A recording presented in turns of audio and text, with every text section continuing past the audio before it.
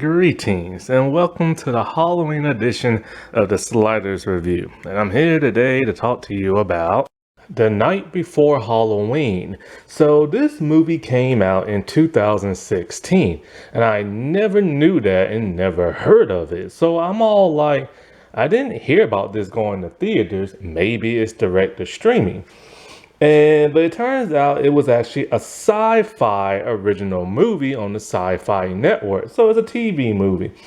And so you can watch it on Tubi or watch it on Roku channel.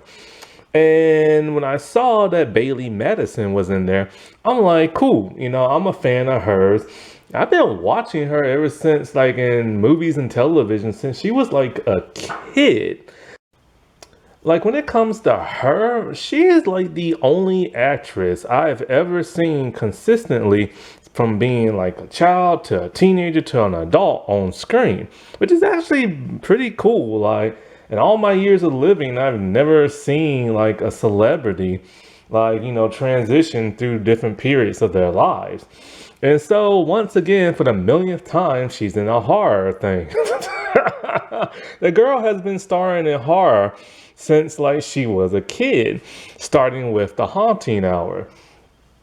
But she's best known for like The Good Witch and Pretty Little Liars Original Sin. And so I'm like, cool, I'll watch it with her. Most of the stuff she's in is pretty decent. And for the most part, this movie is pretty decent, but there's problems with this movie. Also, I found out the actress from the Fear Street trilogy on Netflix, Kayana, I think that's her name. I'm not sure how to say her last name. She's in this too. So I'm like, cool. You know what I'm saying? She was pretty cool in those Fear Street movies. And she's the new voice of Supergirl for My Adventures with Superman. And so the movie, like I said, is decent. It's pretty good. You can watch it. It's pretty entertaining. However, it really lacks the gore. Like you will see blood on a person's face only because they got thrown through a window, and that's about it. And one dude like slices his neck, and that's really about all the gore you'll get. It's a supernatural, paranormal type movie that deals with that of a curse. And the thing about this movie, it had the potential to be great. It had the potential of being the next classic in the horror genre. But they missed the mark because of that simple reason. The one question I hate to ask when watching a movie: why? Why? And when you have to ask yourself that multiple times in the movie, oh, you got some problem and everything. This movie is very confusing and everything. Like I said before, it deals with that of a curse. My best comparison would be I Know What You Did Last Summer meets that of, like, say, The Ring / Final Destination, but without the cool, like, gore or, like, special effects or, like, the cool death scenes and everything. It's like a combination of all those three movies. It has a little bit that I Know What You Did Last Summer because something happens that causes a person to get severely injured, and then like they cover it up, and then a year later, they have to deal with that. It's a little bit of The Ring because it's like, a dead girl and like a curse. And then it's a little bit like Final Destination. Is it a little bit like Final Destination? No, actually, I take that back. It's nothing like Final Destination. But yeah, it's like those other movies and stuff. Those other two I just said. And that's a weird combination of I Know What You Did Last Summer and The Ring. Plus, I Know What You Did Last Summer went the supernatural route in the third movie, and it was crap. But like this movie will really like make you scratch your head. It's mind-boggling. Like you really don't understand what this curse is exactly, why it is the way it is, and how exactly it started, and like why is it taking, why is it getting revenge for this one girl who was in a coma and everything? And it's just kind of like, look, this is the 21st century. This ain't the 1980s or 1970s. You can't get away with horror and not explain why whatever entity or a slasher or a monster is after someone, or how something got created without explaining why. You just can't do that no more. They got away with it back in the 70s and the 80s because it was very new. Horror was a very new thing for the most part in America cinema, starting in 1960 and stuff, and mostly in the 70s and especially the 80s and everything. Like you just can't get away with why a mental patient just like roams around and starts killing people and stalking the babysitter. You can't explain why a curse is like getting revenge for a girl somebody pulled a prank on and she's in a coma and start sending killer flies after them. Like you can't do that without some kind of explanation, you know what I'm saying? Like something.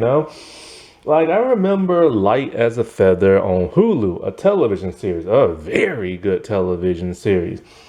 They explain details of how this mysterious thing that grows on your back and curses people, they explain kind of how it came to be and stuff like that. They didn't say I don't know if they said the very first person who was ever cursed, but they did a little bit of explanation so you can understand. Same thing with Are You Afraid of the Dark, the rebooted second season, The Shadows something, whatever it's called. They explain how the Shadow Man came to be, and not only that, for a kid's show, that was actually pretty scary. Yeah, they had to add in the humor because it's a Nickelodeon show, but they did a phenomenal job. Like that was some good freaky stuff right there. And it's like if they and there was no gore for that because it's a kid show, but even that was spine tingling and everything. This, yeah, you will be worried when the flies start coming after the teens in there. Well, actually, adults now because they were teens, graduate, went to college, similar to I know what you did last summer. But like, yeah, you do want them to be safe and everything. You do worry and everything. But you need, if this movie were to just have some deaths on screen and were to have like maybe a little blood here and there, some bone popping or something like that, just a little something, and explain, how all this came to be. I'm telling you, man, this could have been as some good CGI.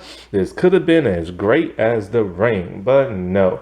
They just decided to go the PG-13 route because it's on television and not really give it much of a budget.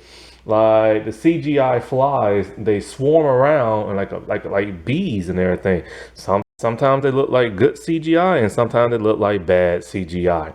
So one of the problems is the person who wrote this also directed this. And if you don't have somebody to tug at your strings and be like, hey, change this, then you're not going to change your vision. And this director writer should have changed their vision, and had the writing be a bit more stronger. Or at least the studio or producers should have like stepped in and gave a little interference. Like sometimes that's not a bad thing. So the movie was written and directed by Sheldon Wilson. So the movie starts off, and it's a group of girls, Beth, Megan, and Lindsay, and they're accompanied by some guy. I'm not sure if it's Adam or Wyatt, but like they're supposed to have their friends over, but they're running a little late, and so all of a sudden, some weird stuff starts to happen in the house. All of a sudden, the guys, or the girls, like Megan calls her brother in, as the guys over there, and because some weird stuff is going on in the house. So next thing you know, one of the dudes, it might be Adam, laying on the floor dead or something like that. Maybe it's Wyatt. I can't remember which one. And so like he's dead looking on the floor. They freak out, lights go out, somebody has locked the doors. Stuff is like two lamps or fans or something fall over by themselves, making you think of some kind of paranormal thing. And they can clearly see that they fell over by themselves. So next thing you know, like they run into the kitchen. And this is where like one of the dumbest things in the movie happens. They see these 3 carved pumpkins on the table in the kitchen, and it says, I think like, you're all gonna die or something like that, or you're all dead. Now, they're believing this, but this is actually a prank. They're believing that this is all real, there's a killer in the house. What kind of killer is gonna have time to carve words into a pumpkin? So then all of a sudden they like go to grab like the knives that are in the pumpkins to defend themselves, and then bam, the other 2 boys along with the dead boy reveal it is a prank. One of them is recording the entire thing. Adam is. And so like all of a sudden they can't find Beth, the blonde girl. She's on the floor and blood is dripping from like her nose and stuff. So Kyle, one of their friends who pranked them, see the is Kyle's the black one, then it's Wyatt and Adam, and then the brother Josh was in on it. And Josh is like far away at his house playing video games. And so like Kyle is the one who rigged the knives by putting some type of like electrical system to it to give the girls a little jolt. But it ended up killing that of Beth. And so they freak out. And I mean, they freak out like, I know what you did last summer, freak out. So they decide, okay, let's just get rid of the body. Megan, being the Julie James of the movie, doesn't want to do it. She just wants to go to the police, say it was an accident and stuff like that. They're like, nah, man, we got to think about our future. Kyle decides he's going to bolt and steal Wyatt's car. Now, Kyle is their new friend and they barely know him. And I'm just like, wow, they barely know the dude, and he just straight takes the car. Now, I'm going to have my thoughts about Kyle later, and Lindsay. And so they decide, all right, look, let's just dump her body somewhere, and like, maybe somebody hopefully will find it. Then they're like, no, let's just dump her at the hospital and just keep on driving. Then we'll use a payphone and call, and so they won't like trace the call back. First of all, it's 2016 when this movie came out. Where are their payphones at? Maybe there's some city that still has it, but I don't see payphones no more. And so then they're all like, okay, let's just drop. They're like, no, security cameras around hospital. So they're like, okay, let's just drop her someplace far away and then call and then wait there until like, you know, hiding until like the cops and the paramedics come and pick her up.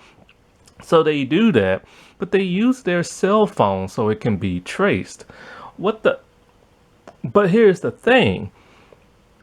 Before they can even do that, all of a sudden, they start getting shot at. It's Kyle. Somehow he has found them after he hopped into the car and took off flying down the road far away from them and had no idea where they was at. But then all of a sudden he just found them and just starts shooting at them.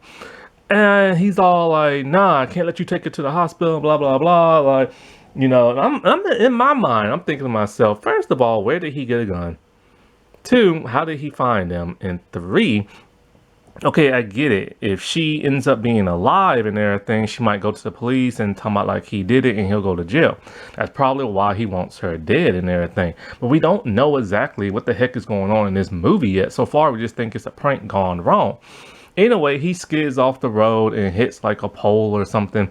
And then they like dump her body. And she's just laying near a building and like we see a fly going around her mouth, and all of a sudden she wakes up. I'm like, holy crap, she's alive.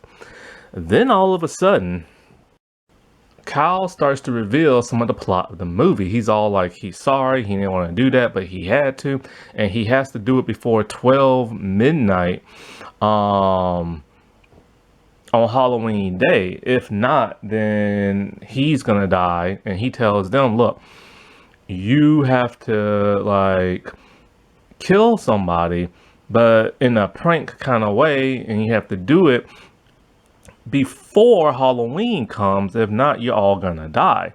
And I'm just kind of like, what the heck? See, first of all, let me get into what irritates me about Kyle and Lindsay. First things first, I appreciate the diversity in this movie. Not much, but at least we got some diverse people. We got 2 black people, a black guy and a black girl who's mixed with black, indigenous, Portugal, white. They could have added more races in here, but they didn't. And so, this is Canada. Because it's filmed in Canada. Anyway, they could have added more. Now, before we even knew what the heck was going on,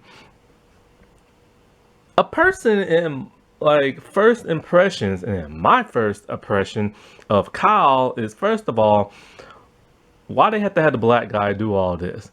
Like, before we knew what was going on, we still don't really know what's going on, but we think it might be some kind of paranormal thing from what Kyle said in that message. He rigged the pumpkin. She supposedly died. He freaks out and steals his friend's car when he barely knows them. So not only is he a thief, then all of a sudden he just acquires a gun and starts shooting at his friends to make sure that the girl dies and he won't get ratted out. You know, because he's black. Because that's what we do. We steal cars and guns just magically appear out of nowhere and we start using them and stuff. And I'm just kind of like, why? Why the black dude gotta be portrayed like that? Why? And yes, it's how Kyle's supposed to act. That's how it's written for him. They could have cast one of the white characters to play Kyle, and the black dude who's playing Kyle, he could have played like Adam or something like that. Like, why is it the black dude had been portrayed as some kind of like freaked out ghetto person shooting up the place? You know what I'm saying? Like, that pisses me off so much. But then there is Lindsay, and I'll get into her a little bit later. I'm like, why you have to portray her like that for? And it's kind of like, at one point, yeah, one of the white characters does act that way, but then he tries to be a hero and save somebody, so he is redeemed. Then you kind of just feel bad for the Megan girl, so it's kind of like you don't feel bad when she does something bad, but why in the world they have to write the 2 black people to be scummy? And that just pisses me off. Anyway, so when they get back, and moments after they get back, a cop shows up. Detective Burke. And he is played by Anthony Lemke, I think his name is. I remember him. He's from Queen of Swords. And him and Bailey actually starred in like the 3rd season of The Hardy Boys on Hulu. And in fact, Beth, she was in a movie with Bailey Madison. So anyway, he is highly suspicious. I think somebody tipped him off about Beth's body being placed somewhere, and so he went to like her home or somewhere. He went somewhere. I don't know. Anyway, he gets to their place. I'm not exactly sure what place, home they're in. I don't know if it's Lindsay's home, Megan's home. No, it can't be Megan because her brother's not there. So it's like Lindsay's home or Beth's home. And then all of a sudden, they start giving their alibi, which is one of the fakest stories you ever heard. And of course, he doesn't believe it. But then he's all like, well, why would you give your friend Kyle, like, you know, your car and you barely know Kyle? And like, you know, that don't make no sense. But anyway, he pretends to believe them and stuff like that. And so then all of a sudden, Kyle is like, he's doing something. He's panicking. He's bloody somehow. He's scared. He's like trying to get over a gate but can't get over it. And he's panicking. Something's coming after him, but we don't know what yet. Then all of a sudden, flies start to come out his mouth, and then they just swarm his body and attack him. Then it's like a timestamp, and it lets you know that it's like 12 midnight Halloween day. And then an entire year pass, and we see Megan in college. She gets a text message from none other. No, she gets a phone call. A phone call from none other than Beth in the hospital. And she told Beth, come and see me and come and see me now. And stuff like that. Not only that, but she's been blowing off her boyfriend text, Adam, and everything. So when she shows up at the hospital and she goes to see her and everything, the nurse is you can't visit her. She's in a coma. And she's like, it can't be. She just called me and everything. And she's all like, this girl has been in a coma ever since last year. So the question is, who the heck called her if it wasn't Beth? But it's Beth's voice. When she goes outside, she's greeted by her friends who she hasn't seen or talked to in a full year because of the incident that happened, very much like I Know What You Did Last Summer. At some point in time, they are greeted by Wyatt, and he's acting jittery and everything. And then he starts to explain what that message from Kyle was all about. He tells them they're cursed and everything. They have some kind of curse called the Carver's Curse or something like that. And basically, in order not to die, you have to prank somebody into dying. And then you get to keep your life, and you have to do it before that of Halloween day. Now, what? Okay, that don't make no sense. Okay, if this curse is avenging that of Beth, which is technically is what it's doing. Somehow she's able to text and call people, but she's still in the coma. And he said that they're all gonna die one by one. After one person dies, then it's the next. Okay, that's what it's like, Final Destination. When one dies, the other has to die. And so he said Beth has been clinically dead for a whole month, brain dead. So she's been dead. So now it's going to go to him. And then the rest of them and everything. Now, it doesn't decide who it picks. In Final Destination, there's a pattern. There is no pattern with this. And so, what exactly are the real rules to this curse? They're not fleshed out very well. Because of the simple fact, they're all cursed, and it's gonna get them one by one. But does it pick and decide who gets to die first? How does it decide that? If they were all cursed, why did it take what's his name, Kyle and everything first? And so also killed the black dude first. Anyway. Why did it take Kyle first? So it doesn't explain why it randomly selects who it selects. And then if it is avenging Beth, which it is, or why exactly? They never explain why it's avenging her and stuff. And this is the reason why Kyle rigged the pumpkin the way he did. He was hoping to kill one of them in the house. But who in the world cursed Kyle first? It's never explained. And so, and back to the whole avenging thing. If it's avenging Beth, then why is it going after Lindsay and Megan? They were not part of that prank. Yes, they went along with covering up the body, but they're not part of the prank. So it just doesn't make no sense. And plus, if you're trying to avenge a dead person who died from a prank, why did the rules make you have to prank somebody into killing them? So Wyatt told him he tricked his drug dealer and buyer and everything into killing each other. Therefore, his life is now spared. And he shows up with a gun, but his is not loaded. It just has nothing in there. So they're freaking out, and then all of a sudden, Lindsay is kind of like, cool, I'm out. And so she's leaving to go find somebody to kill. Like, she's just so cool with that and everything. She's all like being selfish and be all like, I just want to live. I don't care what happens to the other person. I'm like, wow, make the half black girl selfish. Now, at this point in time, I forgot to mention that Adam lost his cell phone, which has the footage of Beth dying.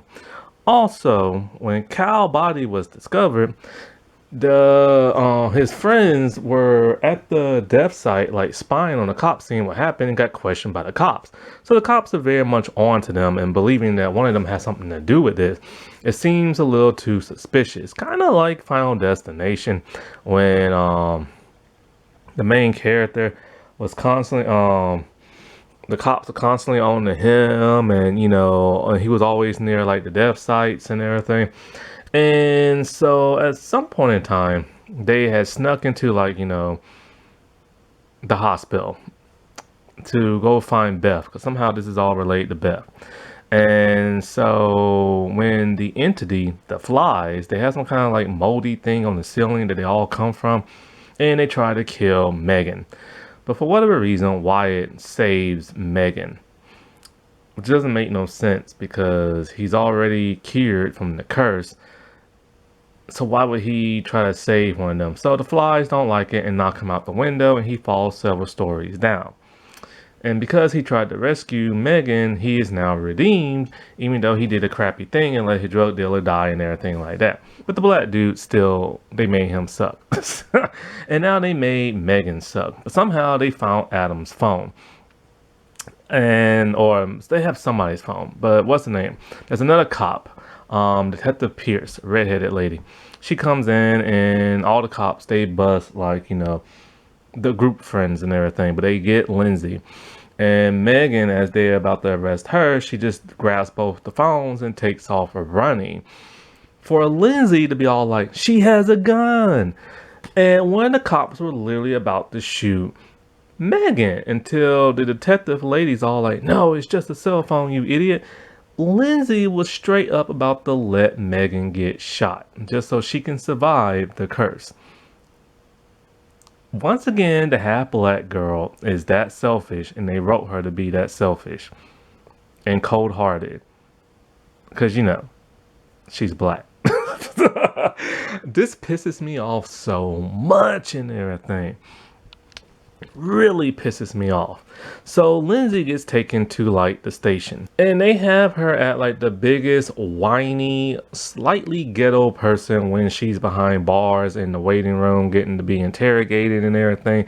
Why did they write her like this? They ain't write none of the characters, the white characters, like this. Like, why?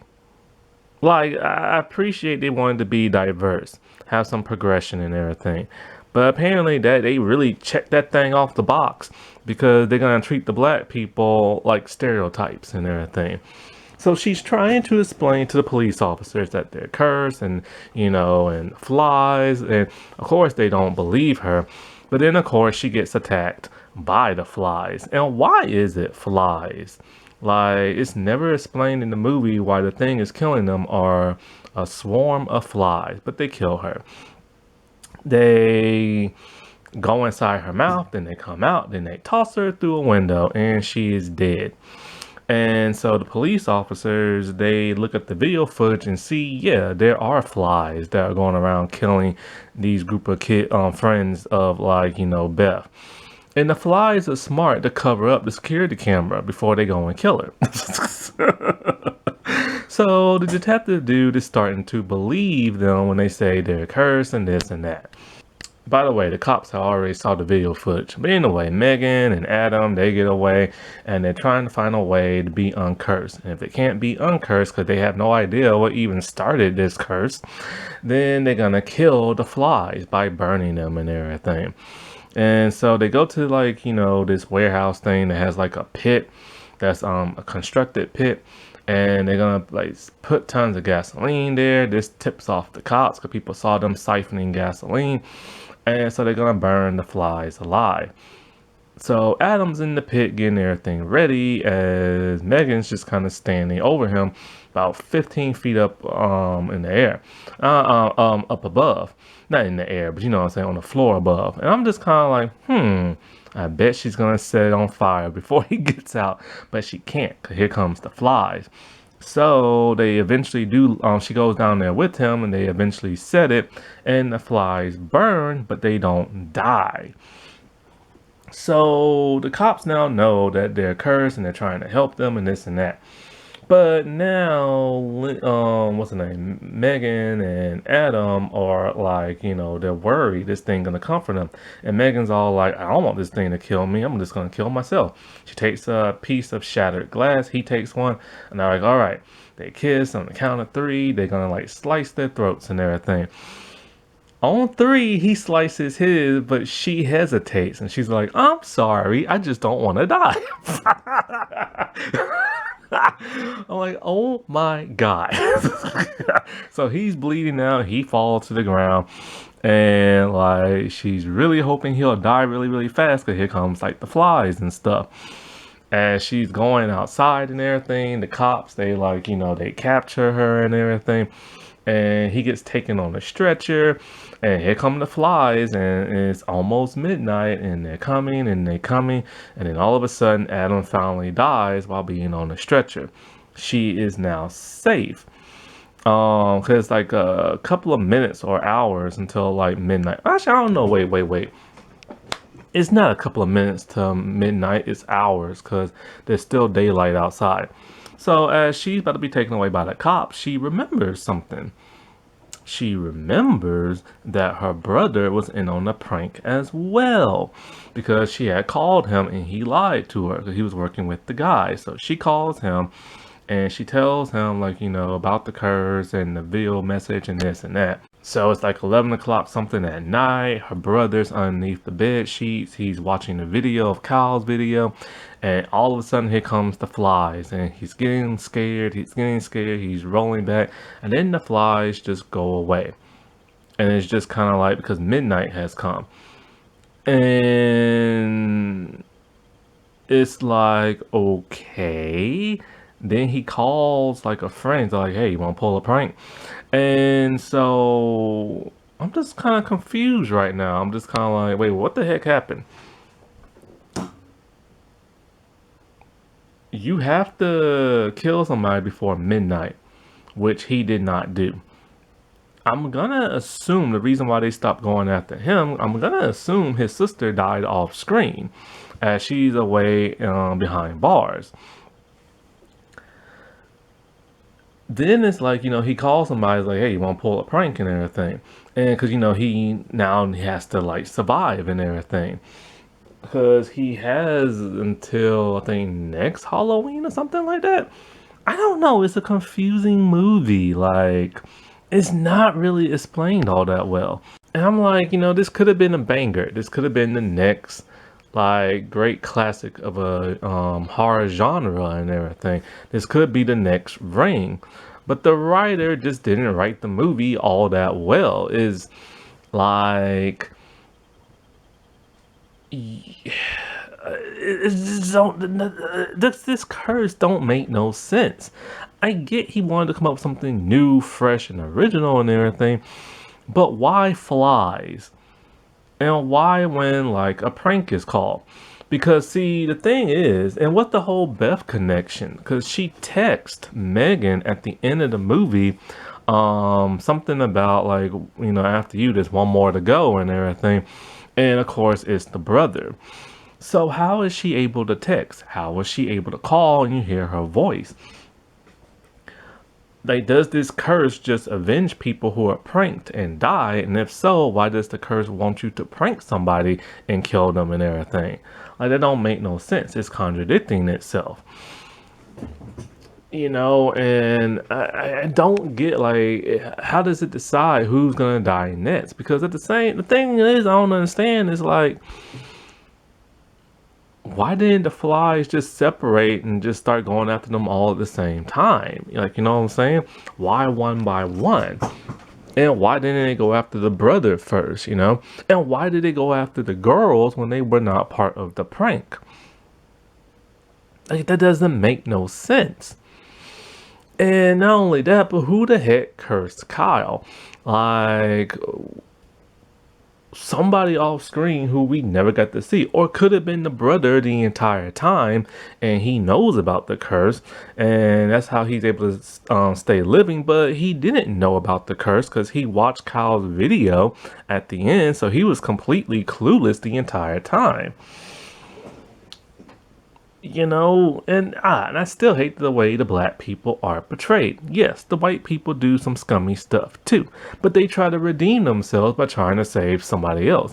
Whereas the black people are made to look like gangsters and just a ghetto ratchet girl who's trying to let her friend die and everything. Like, that's not being progressive. That's not like, you know, they checked it off the box, but then they're like, okay, let's just keep it into a stereotype. Let's kill the black dude off first. You know, and like, let's make them like horrible characters. White people will be horrible too, but let's redeem them. Like, you know what I'm saying? Like, I hate that crap. Like, you know, it's like they're trying to score brownie points, but then go back to like the old ways of Hollywood and everything, you know? So, if this movie wasn't that confusing, if they just would have explained things better with this curse, like Final Destination did with Death's Plan, it would have been so much better. Like, take out the flies, make this more like Final Destination and The Ring, bring in some gore, bring in some like some really cool kills, you know what I'm saying? Um, having an invisible entity kill them instead of like flies, because the flies never made no sense. Like with Kyle, we see them coming out his mouth first, like, well, is it inside him? Then it comes out and then it just like swarms him, but we don't never really get to see how it kills anybody. Like, how does it do that? How does it like knock people through glass and everything, you know? Like, and who created this curse? Like, where did it come from? That wasn't that spooky. Alright, well, I shall talk to y'all later. Bye.